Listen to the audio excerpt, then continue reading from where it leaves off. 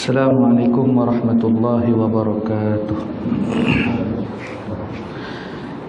Kita baca sama-sama. Maulaya salli wa sallim daiman abada ala habibika khairil khalqi kullihim. Maulaya salli wa sallim daiman abada ala habibika khairil khalqi kullihim. Huwal habibul ladzi turja syafa'atuhu likulli hawlim minal ahwali muqtahami. Ya Rabbi bil Mustafa balligh maqasidana waghfir lana ma madha ya wasi'al karami. Ya Rabbi bil Mustafa balligh maqasidana waghfir lana ma madha ya wasi'al karami.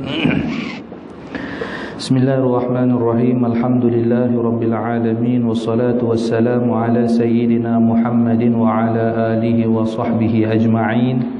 Bismillahi ma sya'allah la yasuqul khaira illallah. Bismillahi ma sya'allah ma kana min ni'matin faminallah. Bismillahi ma sya'allah al khairu kulluhu biyadillah wa la hawla wa la quwwata illa billah. Bismillahi ma sya'allah la yasrifus su'a illallah. Rabbi syrah li sadri wa yassir li amri wahlul 'uqdatam min lisani yafqahu qawli, amma ba'du. Tuan-tuan dan puan-puan yang dikasihi dan dirahmati Allah Subhanahu wa taala. Insya-Allah pada malam ini kita akan sambung lagi bacaan kitab Syama'il Rasulillah menurut periwayatan Imam Al-Ghazali rahimahullahu taala pada muka surat 31. Qala al-musannif rahimahullahu ta'ala wa nafa'ana bihi wa bi'ulumihi fid darain amin. Wa la yamdi lahu waqtun fi ghairi 'amalin lillahi ta'ala aw fi ma la budda lahu minhu min salahi nafsihi yakhruju ila basatini ashabihi la yahtaqiru miskinan li faqrihi wa zamanatihi wa la yahabu malikan li mulkihi yad'u hadha wa hadha ila Allah ta'ala du'aan wahidan. Adalah Nabi sallallahu alaihi wasallam, padahal tiada lalu baginya waktu yang tiada berbuat amal ibadah bagi Allah Subhanahu wa taala. Jadi Nabi tak pernah berlalu satu masa pun daripada hidup Nabi yang Nabi tak isi dengan beramal kerana Allah. Cuba tuan-tuan, kita sehari dalam semayang saja. Semayang kita tu anggaplah kita 10 minit. Berapa peratus dalam sembahyang kita tu yang kita betul-betul khusyuk ingat Allah? Berapa peratus? Agak-agak lah. Yang tu pun kita tak dapat dah. Apalagi dengan yang lain. Yang ni seluruh hidup Nabi itu, Nabi tak pernah habiskan melainkan untuk beramal kerana Allah Subhanahu wa ta'ala. Jadi kita bayangkan kita dengan Nabi tu, jangan dengan Nabi lah, jauh sangat dengan para ulama. Yang tu pun dah cukup jauh lah. Baik. Yakni tiada lalu waktu melainkan dia dalam berbuat ibadah bagi Tuhannya.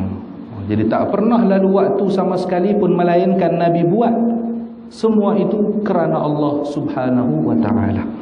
Dan tiada lalu waktu melainkan dia dalam pekerjaan yang tidak dapat tiada daripadanya, daripada membaikkan dirinya. Jadi maksudnya setiap waktu Nabi itu untuk Nabi buat lebih baik, nak jadi lebih elok. Jadi kan disebutkan orang yang beruntung itu yang hari ini dia lebih lebih elok, hari esok dia tu lebih, hari ini dia lebih elok daripada hari kemarin. Itu orang yang beruntung. Kalau sama ni tak beruntung. Kalau lagi teruk dari kemarin, yang tu teruk, orang yang rugi. Rugi semua. Kalau sama lagi macam hari ni dia sembahyang berapa rakaat, zikir, misalkan dia wirid-wirid sejam wirid dia. Jadi esok pun sejam juga. Tak ni. Tapi kalau esok lebih sejam 5 minit, dia jadilah sejam 5 minit. Maknanya dia orang yang beruntung. Yang ni susah kita nak buat, tuan-tuan. Dan terkadang dia keluar kepada kebun sahabatnya. Maksudnya Nabi ini orang yang tawaduk, keluar jumpa dengan sahabat, keluar masuk kebun sahabat, pergi dekat telaga sahabat. Jadi itu menunjukkan Nabi ini tawaduk. Bukan, oh aku ni Nabi, jawatan tinggi, bukan macam tu. Tapi Nabi bergaul. Macam Nabi duduk dengan sahabat, nak masak atau apa, nak buat kenduri atau apa, sahabat pun katalah, engkau bahagian ni, bagi tugas sembelih kambing, lapah kambing apa semua, yang ni bahagian ni pula, yang ni bahagian cari kayu apa semua. Nabi pun tanya, saya tugas apa? Aku tugas apa? Dia berkata, tak apa wahai Rasulullah, tuan duduk saja, biar kami yang buat. Nabi kata tak boleh ya. Kena buat kerja sama-sama. Tu baginda Nabi SAW. Boleh tak Nabi minta? Nabi kaya, ada pelayan semua, ada orang yang khidmat untuk Nabi semua, boleh. Tapi Nabi tak minta macam tu. Dan tiada pernah dia menghinakan orang yang miskin sebab fakirnya atau sebab sangat tuanya. Nabi tak pernah menghina orang miskin. Nabi tak pernah menghina orang miskin. Disebutkan juga ahli syurga tu banyak daripada orang miskin lah. Baik. Kemudian sebab sangat tuanya, Nabi tak pernah menghina orang yang lebih tua. Ada dalam satu ibarat Arab, jadi ada orang nenek-nenek lah, dia pergi dekat satu kedai, dia tanya, kedai ubat, dia tanya dekat yang jual itu, abang tu, dia tanya, ada tak ubat untuk bagi aku muda balik? Ada tak ubat yang buat aku boleh jadi muda balik? Kata abang ni, ada ubat yang boleh jadi muda balik. Apa dia ubat tu? Engkau dapat penghormatan daripada aku. Jadi kita menghormati orang yang lebih tua daripada kita. Nak jadi muda balik memang tak boleh lah. Tapi maksud dia dengan sebab tua tadi tu, kita hormat pada orang yang lebih tua. Jadi ajaran baginda Nabi SAW disebutkan, laisa minna man lam yarham saghirana wa lam yuwaqqir kabirana. Bukan termasuk umatku orang yang tidak mengasihi yang lebih muda, dan juga bukan termasuk umatku orang yang tidak menghormati orang yang lebih tua. Jadi kita menghormati orang yang lebih tua, kita menyayangi orang yang lebih muda. Baik. Dan tiada gerun akan raja sebab kerajaannya. Nabi tak takut dengan kerajaan manapun. Semua kerajaan Nabi hantar, yang dekat-dekat tu kerajaan Parsi, kerajaan Rom, Nabi hantar. Isi surat tu, antara kandungan surat tu, aslim taslam, masuk Islam maka engkau akan selamat. Ngaku dah jumpa kerajaan ni pula, Nabi takut? Ada. Nabi tak takut macam tu. Nabi tak takut. Maka dia menyeru akan orang yang miskin ini dan raja ini kepada berbuat ibadah kepada Allah Subhanahu wa ta'ala akan seru yang satu jua. Maksudnya Nabi tidak pernah membezakan, kotlah layanan kepada orang miskin, Nabi buat macam ni. Kot dengan raja, Nabi buat macam ni pula. Ada. Sama. Nabi ajak menyembah Allah Subhanahu wa ta'ala, sama. Macam Nabi ajak pada orang miskin, macam Nabi ajak pada orang kaya, sama. Menyembah Allah Subhanahu wa ta'ala, menjalankan syariat-syariat Allah. Disebutkan, kan pernah ada kan, laulaka ya Muhammad ma khalaqtul aflak. Kalau bukan kerana engkau wahai Muhammad, kalau bukan kerana engkau, aku tidak akan ciptakan alam ini. Disyarahkan oleh Abu Ya Sayyid Muhammad Al-Maliki. Disyarahkan, maksud di situ adalah laula syari'atuka. Kalau bukan kerana syariatmu wahai Muhammad, aku tidak akan ciptakan alam ini. Jadi tuan-tuan, kita ini memandang semua benda ni, macam contohlah, semua benda dalam dunia ni berlaku atas izin, takdir daripada Allah Subhanahu wa ta'ala. Tapi kita juga menilai dari sudut syariat dia pula. Sebab apa jadi macam ni? Sebab apa jadi macam ni? Kita ambil lah. iktibar daripada apa semua tu. Tapi hakikatnya dalam dunia ni, termasuklah Covid apa semua tu, itu semua daripada Allah. Tapi kita tetap dari sudut syariat kita mesti cari sebab dia apa, sebab apa penyakit ni merebak, sebab apa, kita kena cari. Dan kita ambil iktibar daripada benda-benda tu. Baik. Qad jama'allahu lahu siratal fadilata was-siyasata tammah wa huwa ummiyun la yaqra'u wa la yaktub nasha'a fi biladil jahli was-sahara fi faqrin wa fi ri'ayatil ghanam yatiman la abalahu wa la umma fa'allamahu Allah ta'ala jami'a mahasinil akhlaq wat turuqil hamidah wa akhbaril awwalin wal akhirin wa ma fihi an-najat wal fawz fil akhirah waffaqana Allah li ta'atihi fi amrihi wat ta'assi bihi fi fi'lihi amin ya rabbal alamin. Yang ni perenggan terakhir dalam fasal pertama ni. Sesungguhnya telah menghimpunkan Allah Subhanahu wa taala bagi Nabi sallallahu alaihi wasallam kelakuan yang terlebih afdal dan perintah yang terlebih baik yang sempurna. Jadi Allah bagi dekat Nabi tu yang tu akhlak yang paling elok. Akhlak yang paling elok. Pernah disebutkan oleh Sayyidina Jabir bin Samurah. Kata beliau, Ra'aitu Rasulullah sallallahu alaihi wasallam fi lailati idhiyan. Aku melihat baginda Rasulullah pada satu malam yang terang, bulan purnama, terang. Wa alaihi hullatun hamra. Nabi waktu itu memakai sepasang pakaian yang sama warna. Macam baju Melayu kita kan sama warna. Jadi Nabi pakai baju yang sama warna. Sama warna ni dipanggil dengan hullah. Jadi pakaian atas dengan bawah sama warna.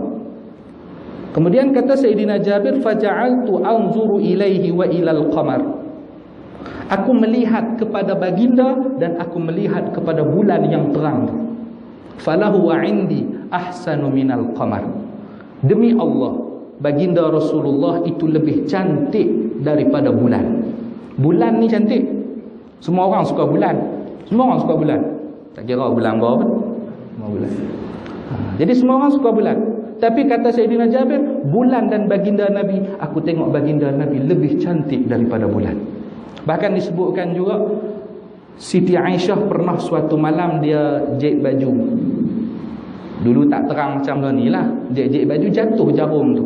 Duk tengah gagau cari jarum tu, tiba-tiba baginda Nabi SAW masuk dalam rumah. Masuk Nabi bagi salam, masuk dalam rumah, terang rumah tadi itu. Sampai Siti Aisyah pun jumpa, oh jarum tu dekat sini. Kemudian Siti Aisyah pun kata, wahai Rasulullah, sungguh indah, sungguh cerah, sungguh terang sekali wajah engkau wahai Rasulullah. Kemudian kata baginda Nabi, nanti di hari kiamat akan ada orang yang tidak dapat melihat wajahku. Kemudian Siti Aisyah pun heran. Dia tanya, wahai Rasulullah, muka engkau, wajah engkau begitu terang bercahaya, dari jauh pun orang nampak dah. Dari jauh. Macam mana ada di hari kiamat nanti orang yang tidak dapat melihat engkau wahai Rasulullah. Jadi kemudian kata baginda Nabi SAW, iaitulah orang yang ketika disebutkan namaku, lam yusalli alayya, dia tidak berselawat kepada aku sallallahu alaihi wasallam. Jadi siapa-siapa yang disebutkan nama Nabi kemudian dia tidak berselawat kepada Nabi, maka dia tidak dapat melihat wajah Nabi di hari kiamat nanti. Nauzubillah. Baik. Padahal dia ummi, yakni tiada membaca surah, dan surah ini boleh jadi tulisanlah, surat, dan tiada menyurat sendirinya. Nabi tidak boleh baca, Nabi tidak boleh tulis. Jadi pernah terjadi pada peristiwa Hudaibiyah, orang kafir hantar wakil. Orang kafir hantar wakil, Nabi pun pi dengan Sayyidina Ali dengan beberapa orang sahabat lagi.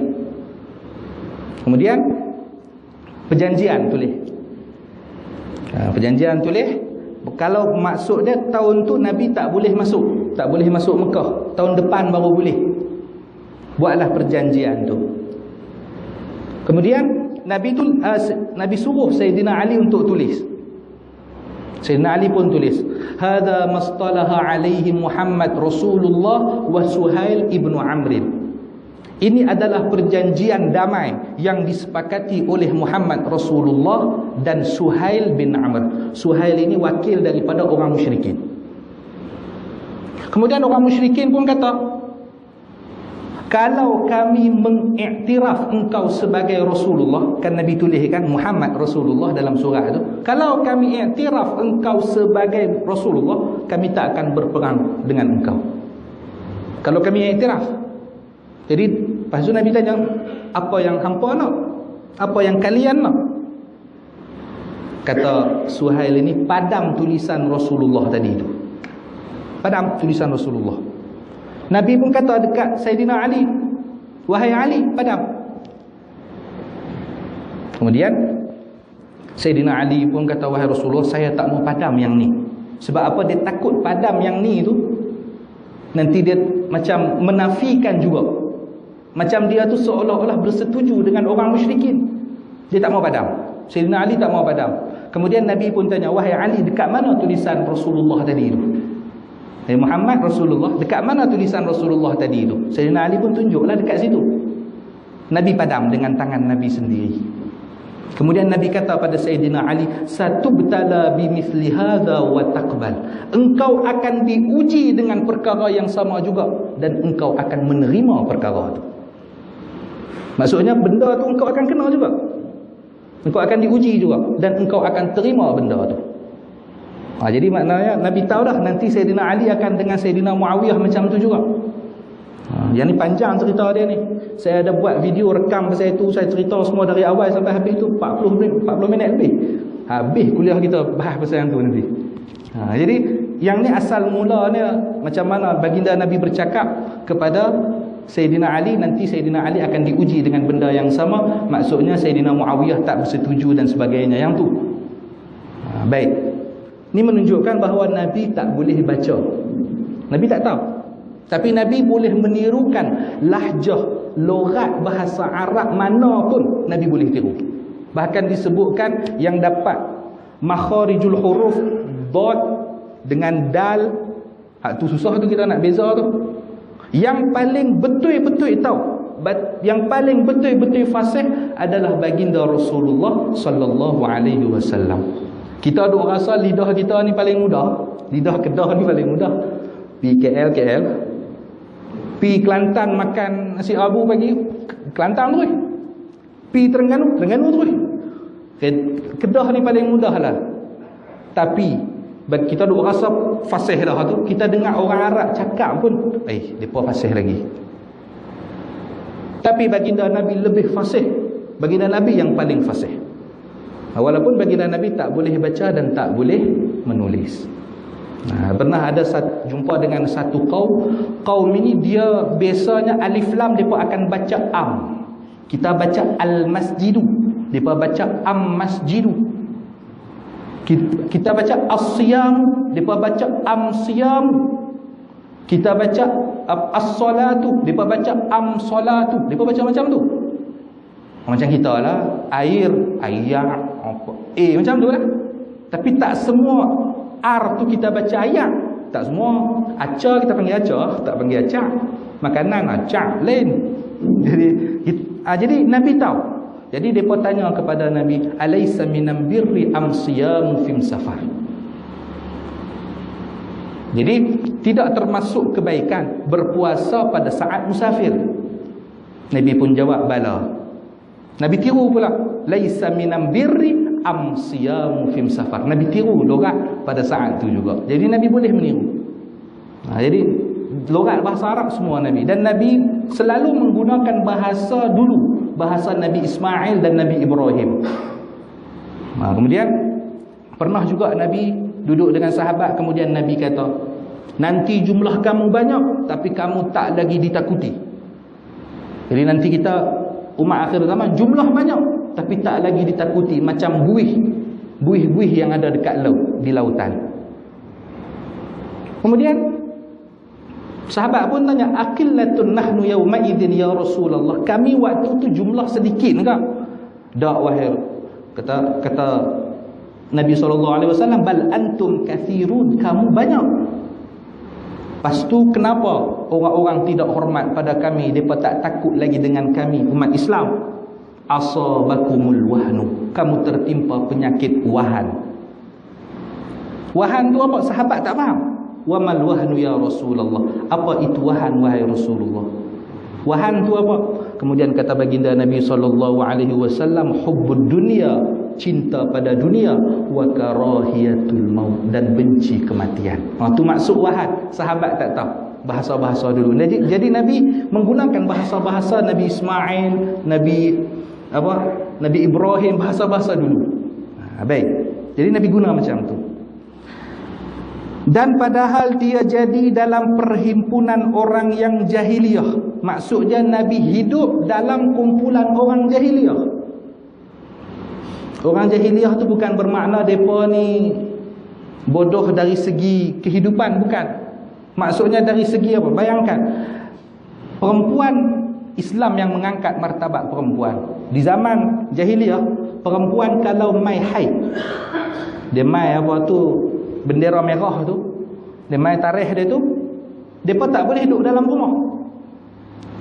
Mereka akan duduk letak kat mana? Dekat kandang kuda, kandang unta, tak duduk dalam rumah.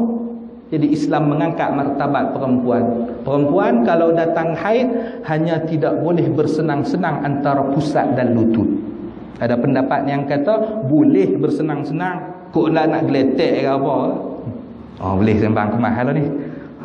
Jadi kok lah kan. Boleh, tapi satu saja yang tak boleh adalah berjima.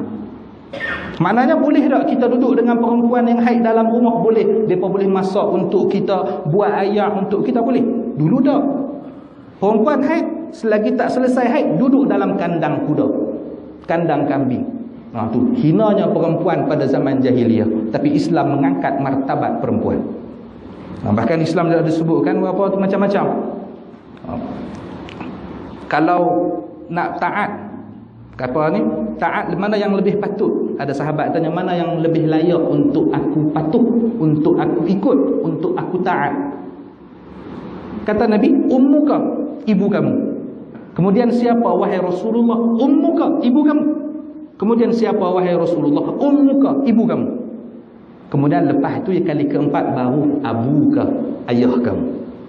Bahkan disebutkan juga, man asbaha murdiyan li wa muskhitan liwalidayhi fa'ana anhu sakhit. Barang siapa yang setiap hari dia buat, ni hadis kursi, barang siapa yang setiap hari dia buat benda yang aku ridha, sembahyang 5 waktu tak pernah tinggal, semua dia buat, zakat, bayar, semua dia buat, puasa, semua dia buat, yang Allah ridha, tetapi dia membuat mak dengan ayah dia marah, murka, maka aku pun murka kepada dia.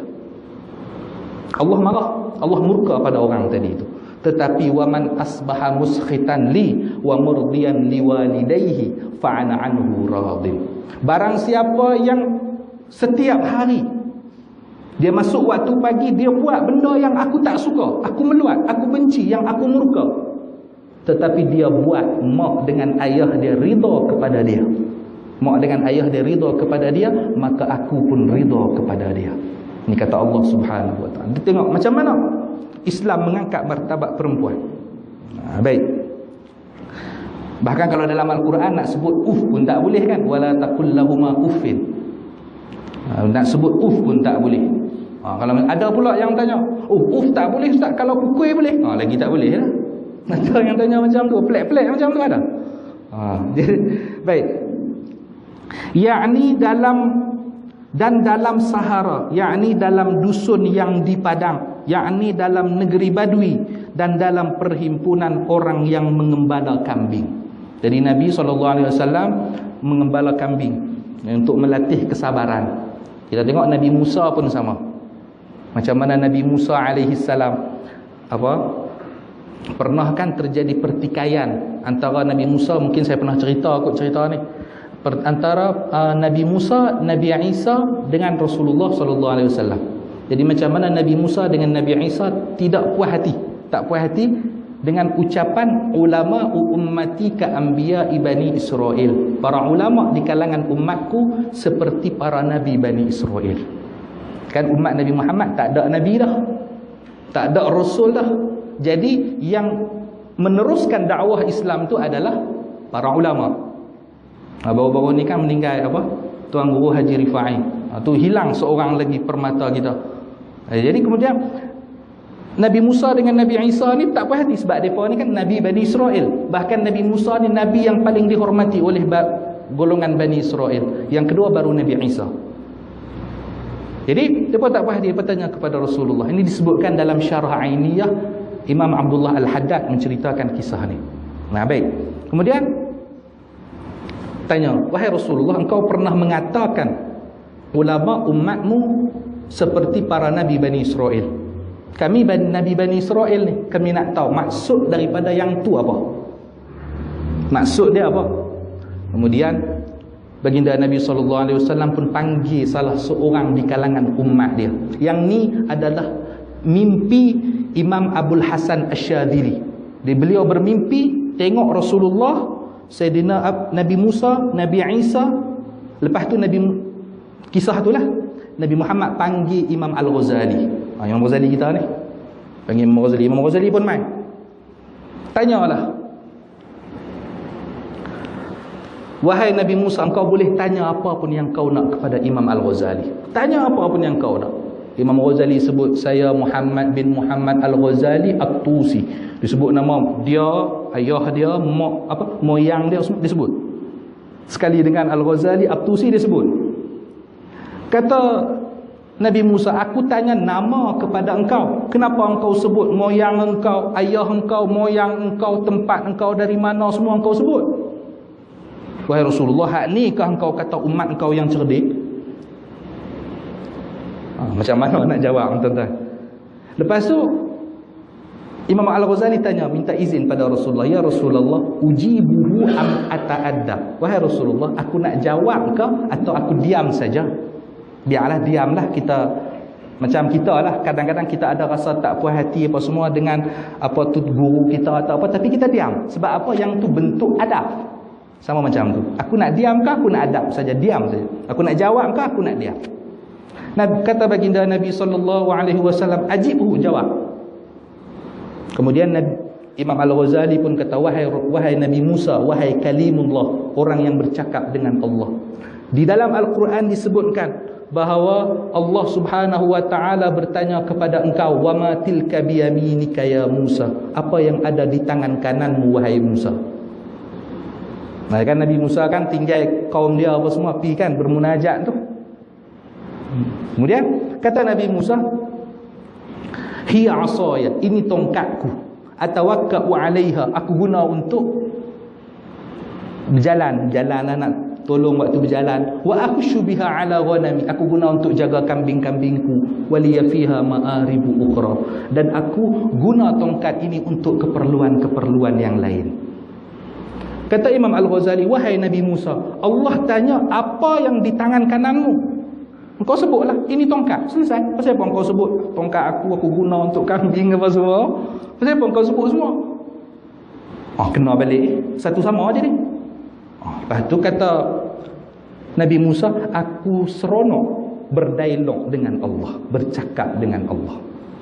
Maka aku pun tambah bagi panjang, sebab aku nak lagi bercakap dengan Allah. Macam kita tengah rancak sembang tu apa semua, kita nak. Jadi macam tu. Aku nak lebih lama berdialog, bercakap dengan Allah. Kata Imam Al-Ghazali, begitu juga aku. Aku suka bercakap dengan engkau. Aku nak lebih lama bercakap dengan engkau. Barulah Nabi Musa dengan Nabi Isa kata, betul wahai Rasulullah. Kemudian baginda Nabi tanya kepada Nabi Musa dengan Nabi Isa, afi ummatikuma habrun kahadha, apakah di kalangan umatmu Bani Israel orang yang alim seperti Imam Al-Ghazali? Ada? Kata Nabi Musa dengan Nabi Isa, tak ada. Tak ada, tuan-tuan. Tu kedudukan umat baginda Nabi SAW. Tu. Jadi mewarisi tugas para nabi. Para ulama sekarang mewarisi tugas para nabi. Tuan-tuan dan puan-puan yang dikasihi dan dirahmati Allah Subhanahu wa taala. Yang ni kita tak membahas tentang dalam kitab Ihya Ulumuddin itu ada beberapa hadis yang dikatakan maudhu' dan sebagainya. Yang tu panjang pula cerita. Belum lagi nanti kalau kita bahas yang tu kita akan masuk juga pada kisah macam mana orang tu ada seorang tok guru dia nak bakar kitab Imam Ghazali, kitab Ihya tadi tu.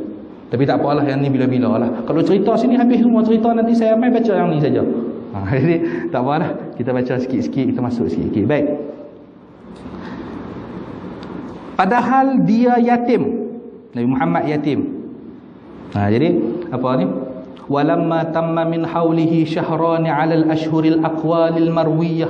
Tatkala sempurna 2 bulan, genap 2 bulan Nabi berada di dalam perut ibunda Nabi. Tufiya abuhu Abdullah, wafatlah ayahanda Nabi Sayyidina Abdullah. Jadi 2 bulan Nabi duduk dalam perut ibunda Nabi, ayahanda Nabi wafat. Baik. Dan tiada baginya ibu. Ibu Nabi pun wafat tak lama lepas Nabi lahir. Balik daripada berziarah makam ayah Nabi Sayyidina Abdullah. Yakni padahal mati bapa dan ibunya itu pada ketika dia lagi kecil. Jadi ibu Nabi pada saat Nabi kecil. Maka mengajar akan dia oleh Allah Subhanahu wa taala akan sekalian perangai yang kebajikan dan jalan kelakuan yang kepujian. Jadi Allah ajar, Allah bagi pada Nabi seluruh benda-benda yang baik. Jadi baginda Nabi SAW tidak pernah buat salah, tak pernah buat dosa, tak pernah buat silap. Apa yang Nabi buat, yang tu pasti betul. Kalau ada sahabat buat dan Nabi tak buat, sahabat buat dan Nabi tak buat, tapi Nabi tahu, maka benda tu boleh. Benda tu boleh walaupun Nabi tak buat. Contoh makan bok, biawak padang pasir. Bukan biawak kabuk. Ni biawak padang pasir. Katanya biawak padang pasir ni, bok ni makan tumbuhan sahaja. Jadi Sayyidina Khalid bin Walid makan dok di depan Nabi. Nabi tak pernah makan dok.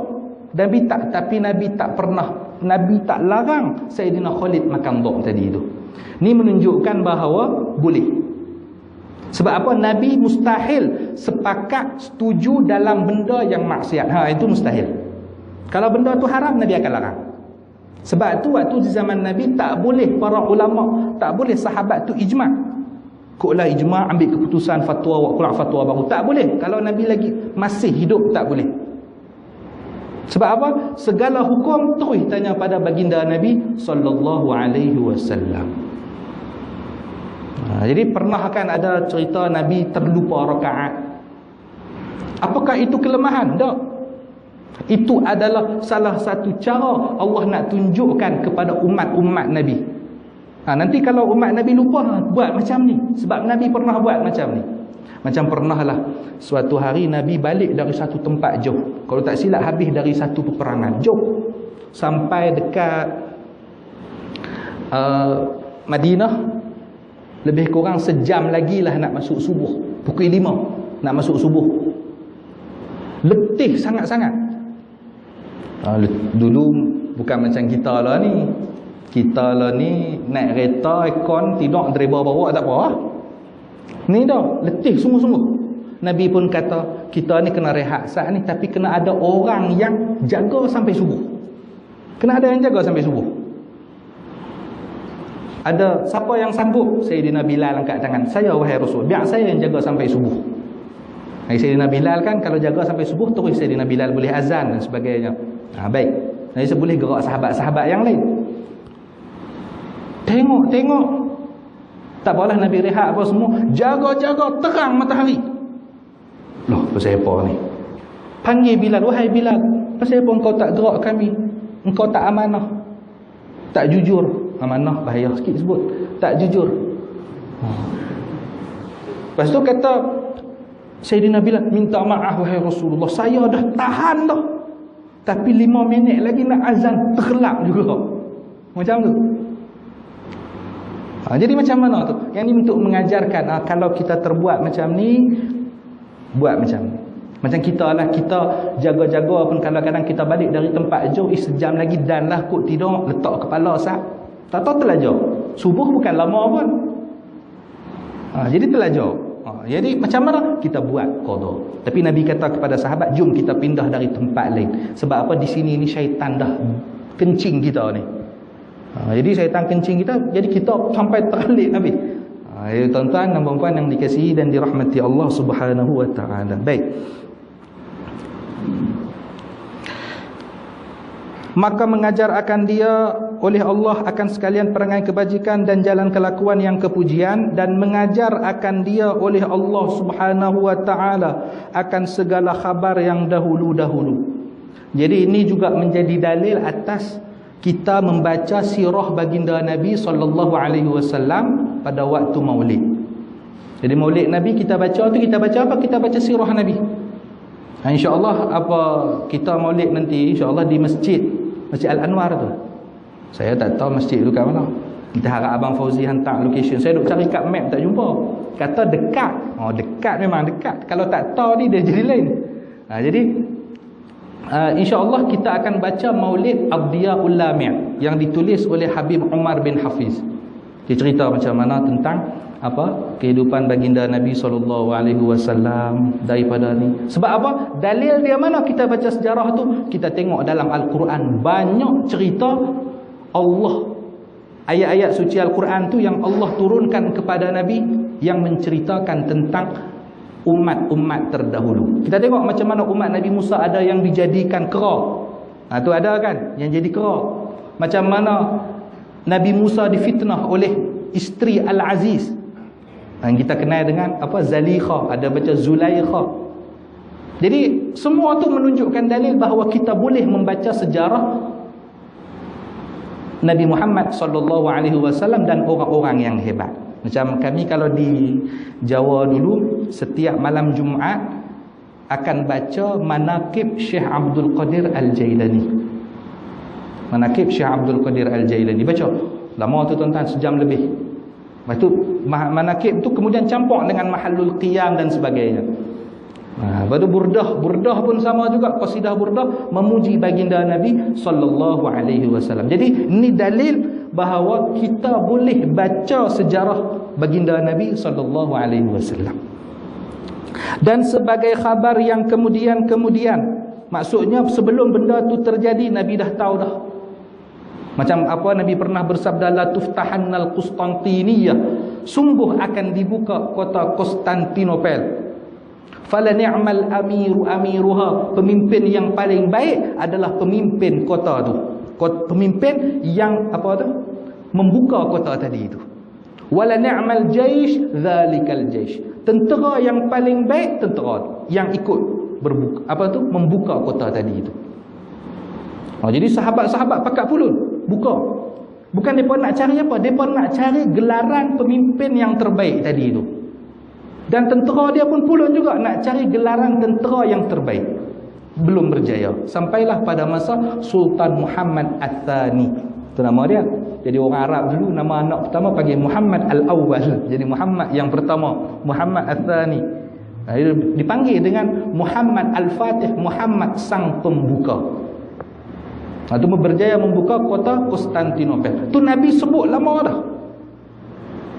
Jadi Nabi tahu khabar yang akan datang.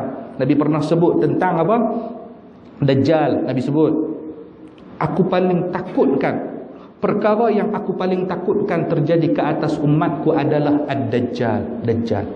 Dajjal ni bahasa Arab, bahasa Kedah Dajjal. Tu tak nak sebut juga. Lagi orang duk kata Dajjal apa, aku duk tahu hak lain. Jadi yang itulah. Baik. Dan segala yang menunjukkan kelepasan. Kelepasan di sini maksudnya kejayaan. Bolehlah tanda ke apa. Kejayaan dan kemenangan di dalam akhirat. Jadi Rasulullah bagi tahu macam mana nak berjaya di dunia dan di akhirat. Rasulullah bagi tahu.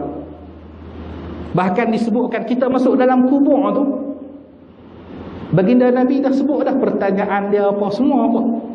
Sepatutnya kita masuk dalam kubur tu kira mumtaz lah jawab soalan tu. Dah soalan bocor, kita tahu dah. Tapi dia bukan mesti hafal. Dia berdasarkan kepada ketakwaan. Jadi baginda Nabi sebut dah semua. Macam disebutkan nanti ada hisab, ada timbangan, ada titian sirat, kemudian apa lagi syurga, neraka, apa semua tu. Kita tak pernah tengok lagi, tapi kita percaya tak? Kita percaya. Bahkan sampai disebutkan apa? Sayyidina Abu Bakar As-Siddiq. Ada sahabat mai, wahai Abu Bakar, dia nak bagi runtuh iman Abu Bakar. Dia kata, wahai Abu Bakar, malam tadi ada kawan engkau Muhammad, dia cerita dekat kami, malam tadi dia pi Masjidil Aqsa dari Mekah, pi Masjidil Aqsa, kemudian naik ke langit, kemudian pi mana semua apa semua tu, kemudian balik sebelum subuh. Ada yang masuk Islam dengar cerita tu, keluar dari Islam balik. Sebelum ni wahai Muhammad, kami boleh percaya lagi lah, hak ni minta maaf lah. Ada yang sampai cakap macam tu. Kalau kita hidup di zaman tu, kita ikut mana? Nah, kita ada hikmah kita hidup di zaman sekarang. Kata Sayyidina Abu Bakar As-Siddiq, kalaulah perkataan itu keluar daripada lisan Nabi Muhammad, lisan Muhammad sendiri, lebih dari itu pun aku percaya. Lebih dari itu pun aku percaya. Nah, jadi bahkan disebutkan apa? Abu Talib, bapa saudara Nabi. Abu Talib ni banyak yang sebut ni, tapi beberapa orang, termasuk salah seorang mursyid saya, saya ikut tarikat Qadiriyah Naqsyabandiyah, Syekh Rusnan, beliau kata, saya tanyalah tentang Abu Talib, beliau kata Abu Talib ini ahli syurga. Itu terpulanglah pada orang. Ada yang cakap lain-lain pun semua, itu terpulanglah. Baik. Jadi Abu Talib itu pernah kata, wallahi laqad alimtu anna dina Muhammadin khaira adyanil bariyah. Demi Allah, sungguh aku tahu, aku percaya bahawa agama Muhammad, anak saudara aku tadi, anak saudara aku tu, yang dibawa oleh Muhammad itu adalah agama yang terbaik, agama yang betul. Laulal malamah au hadzar masabbah, kalau bukan kerana cacian, makian, hinaan daripada orang-orang, lawajadtani samhan lidzalika dini mubayyina. Sungguh kamu semua akan tengok aku ini memeluk agama Islam secara terang-terangan, depan-depan aku masuk Islam. Maknanya dari dalam hati dia beriman lah. Cuma dia tak lafazkan. Tu tuan-tuan. Jadi Abu Talib percaya. Jadi bayangkan tuan-tuan dan puan-puan yang dikasihi dan dirahmati Allah, jadi orang kafir pun percaya sebenarnya. Baik. Jadi Nabi tunjukkan segala kelepasan dan kemenangan di dalam akhirat, dan mudah-mudahan memberi taufik Allah Subhanahu wa taala akan kita bagi berbuat taat akan Dia dan Rasulnya, dan mengikut dengan Rasulnya dalam perbuatannya dan perkataannya. Amin ya rabbal alamin. Jadi kita minta juga supaya Allah bagi kita ini boleh ikut sunnah Nabi. Tak boleh semua pun sikit-sikit. Tak boleh semayang tahajud pun kahwin dua sunnah juga. Ada kata macam tu. Tu depa semangat, laki semangat bab tu. Jadi kita tak payahlah bab yang tu. Kita ambil yang lain dulu. Puasa sunnah, Isnin Khamis, apa lagi? Puasa pada hari-hari penting, 10 Muharram. Jadi puasa yang tu, sembahyang tahajud, hidupkan 2 malam, malam Aidil Fitri dengan Aidil Adha, yang tu hidupkan. Jadi disebutkan siapa yang menghidupkan 2 malam hari raya, man ahya lailatal aidain, 2 hari raya, malam 2 hari raya, lam yamut qalbuhu yawma tamutul qulub, hatinya tidak akan mati pada saat hati-hati yang lain mati. Yang ni pada hari kiamat nanti, hati dia akan hidup, Allah akan jaga dia. Bahkan di dunia ini, hati orang lain habis terpengaruh dengan fitnah dunia dan sebagainya, Allah jaga hati dia. Jadi siapa yang menghidupkan 2 malam hari raya, tak boleh banyak pun, boleh bangkitlah sejam sebelum subuh tu, hidupkan malam dengan baca Al-Quran dan sebagainya. Taklah sembahyang, ambillah sembahyang beberapa rakaat, lepas tu hidupkan dengan zikir, membaca Al-Quran dan sebagainya. Disebutkan juga pernah waktu tazkirah Ramadan tahun lepas lah, tahun ni kita tak ada, tahun lepas saya pernah sebut bahawa Imam Ahmad bin Hanbal pernah bermimpi melihat Allah. Ni kalau menurut akidah Ahlus Sunnah wal Jamaah, kita boleh bermimpi melihat Allah. Tapi pertanyaannya, layakkah kita ni tengok Allah? Tengok Nabi pun kita layak ke? Apalagi nak melihat Allah Subhanahu wa taala. Jadi kata Imam Ahmad, aku melihat Allah. Kemudian aku tanya, amalan apakah yang paling mendekatkan diri seseorang kepada engkau, wahai Tuhanku? Kemudian kata Allah Subhanahu wa taala, bi kalami ya Ahmad, dengan firmanku, dengan ayat-ayat suciku wahai Ahmad, iaitu ayat Al-Quranul Karim. Kemudian Imam Ahmad pun tanya lagi, bi fahmin atau bi ghairi fahmin. Orang yang dapat keutamaan macam tu, dia mesti faham dulu ke? Dia baca Al-Quran, dia kena faham maksud Al-Quran tu ke? Ataupun tak faham pun dia dapat? Kata Allah Subhanahu wa taala, orang yang dapat keutamaan dekat denganku dengan amal ibadah sunnah itu, dengan membaca Al-Quran, bifahmin atau bighairi fahmin, dia fahamkah, dia tak fahamkah, dia dapat. Tu tuan-tuan. Ni apa? Banyak para ulama yang bermimpi melihat Allah. Macam Imam Ahmad bin Hanbal 70 kali lebih bermimpi melihat Allah. Ulama Ahlus Sunnah wal Jamaah, kita boleh bermimpi melihat Allah. Lepas tu kita boleh tak cerita pada orang? Kita nak cerita macam mana? Apa yang kita bayangkan dalam diri kita tentang Allah, fallahu bi khilafi zalik. Ada ucapan lain, fallahu la yushbihu zalik. Apa yang kita bayangkan tentang Allah, Allah kot macam ni, kot macam ni, kot, maka Allah berbeza daripada apa yang kita bayangkan. Jadi tak sama. Jadi pernahlah lepas Isra' Mi'raj, sahabat tanya, wahai Rasulullah, engkau kan pernah melihat Allah, cuba ceritakan kami macam mana Allah tu. Kami pun nak tahu juga. Kata baginda Nabi, aku boleh membayangkan, sebab aku tengok, aku boleh ingat dalam ni, tapi aku tak mampu nak menceritakan. Sebab Allah tak sama. Kalau cerita Allah macam ni sama dengan makhluk. Kalau Allah macam ni sama dengan makhluk ni pula. Jadi Allah tak sama. Jadi tak mampu nak menceritakan. Baik, tuan-tuan dan puan-puan yang dikasihi dan dirahmati Allah, saya kira cukup sampai di sini. InsyaAllah kita akan sambung lagi pada hari Selasa ni, insyaAllah. Selasa ni kot, minggu ketiga. Jumaat minggu keempat dah. Selasa baru masuk minggu ketiga, insyaAllah. Semoga apa yang kita kaji pada malam ini bermanfaat untuk kita. Semoga Allah berikan kita hati yang mencintai Nabi, hati yang merindukan Nabi, dan pada hari kiamat nanti Allah kumpulkan kita bersama Nabi biniyatul qabul wa husulil ma'mul. Al-Fatihah.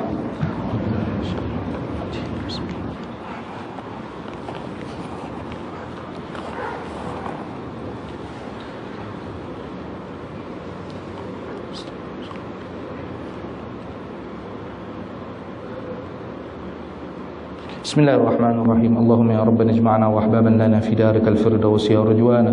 اللهم يا ربنا اجمعنا واحبابا لنا في دارك الفردوس يا رجوانا. اللهم يا ربنا اجمعنا واحبابا لنا في دارك الفردوس يا رجوانا. اللهم احفظنا سنن سيد المرسلين واقم بيننا اتباع نبيك الامين واعطنا شفاعة الكبرى من نبيك الامين وادخلنا الجنة مع نبيك الكريم. اللهم اختم لنا بحسن الخاتمة ولا تختم علينا يا الله بسوء الخاتمة. وصلى الله على سيدنا محمد وعلى آله وصحبه وسلم. والحمد لله رب العالمين. Mohon maaf kalau ada salah silap. Wassalamualaikum warahmatullahi wabarakatuh.